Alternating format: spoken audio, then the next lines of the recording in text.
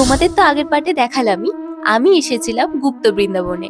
গুপ্ত বৃন্দাবনটা কিন্তু বেশ অনেকটা বড়, তোমাদের তো আগের ভিডিওতে অনেক কথাই বলেছি। গুপ্ত বৃন্দাবনে কিন্তু শনিদেবেরও মন্দির ছিল, আর সেখানেই সবাই প্রদীপ জ্বালিয়েছে। তারই পাশে ছিল সমুদ্র মন্থন, কিভাবে হয়েছিল, কি হয়েছিল সমুদ্র মন্থনে, সেটা এখানে মূর্তি আকারে করা হয়েছে। তারপর চলে এসেছিলাম 108 শিবলিঙ্গের মন্দিরে।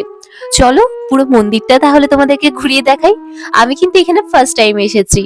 এই মন্দিরটাতে আসা মাত্রই অনেক নতুন নতুন জিনিস দেখেছি, আর এমনি টাইপের মন্দিরে কিন্তু আমি মনে হয় ফার্স্ট টাইমই এলাম। আর মন্দিরের ভেতরেই ছিল কিন্তু বিভিন্ন ধরনের পাখি।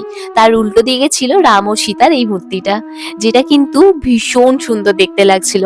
তারই পাশে ছিল মা মনসার মূর্তি, এবং সাপ যেখানে থাকে, আমরা উইঢিপ বলি এগুলোকে, সেটারই একটা উইঢিপ এখানে ছিল। সেখানে প্রণাম করে চলে এলাম যমরাজের ভেতরে। আসলে জানি না এটা কি ছিল। তার ভেতরে ঢোকার পরই 108 শিবলিঙ্গের দর্শন পেলাম। তোমরা কিন্তু পুরী এলে অবশ্যই এই জায়গাটা এসো, তোমাদের মন ভালো হয়ে যাবে, আর তোমরা 108 রকমের কিন্তু শিবলিঙ্গ দেখতে পাবে।